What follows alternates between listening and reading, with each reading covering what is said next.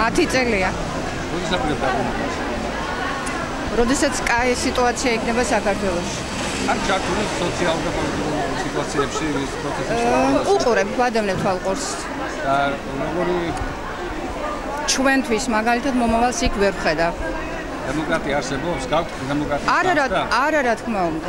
არანაირი. საარჩევნო პროცესების წელია, წლევანდელი წელი, ანუ საპარლამენტო არჩევნები ოქტომბრის თვეში. რამდენად ინფორმირებულები ამ საარჩევნო პროცესთან დაკავშირებით? რამდენად გაქვთ ინფორმაცია, რომ აფიდეს საკონსულო აღრიცხოს და მიიღოს მონაწილეობა? ყველანაირად. რა თქმა უნდა, წავალ და მივცემ ხმას. რამდენად ეფექტური არის საკონსულოს და საელჩოს თანამშრომლობა მიგრანტებთან მიმართებაში? მაყოფილი ვარ. რა კუთხით?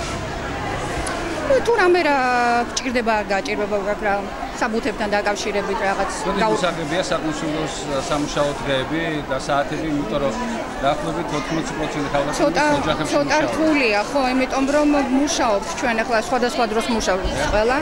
ცოტა რთულია, იცით, როდესაც აი მე მაგალითად დრო მაქვს საკონსულოში ვერ მივდივარ, ამიტომ უნდა ავიღო ნებართვა სამსახურიდან, რა თქმა უნდა, არ წავიდე და წავიდე საკონსულოში და ერთი პრობლემა, იცით რა არის, უნდა დარეკობ და 2-3 თვის შემდეგ უნდა მიხვიდე, ესე იგი, ბერძნულად რო თქვა, რამდეურო შეგიკრან რა. და აი ეს არის ცოტა რთული. ანუ ესე რთული რეჟიმი აქვს საკონსულოში? ხო, აი ეს ერთადერთი, კი. აი ეს არის ერთადერთი პრობლემა. დანარჩენი, იმიტომ რომ ბევრი ხალხია, იცით? თქვა, აი რა საბუთთან დაკავშირებით მოგიხდათ ლოდინის 3-2 თვე. ხო, ეხლა მე დამჭირდა რაღაც მინდობილობა. რაღაცის მინდობილობა და რომ დავრეკე 2 თვე, 2 თვე ნახევარი რაღაც ესე.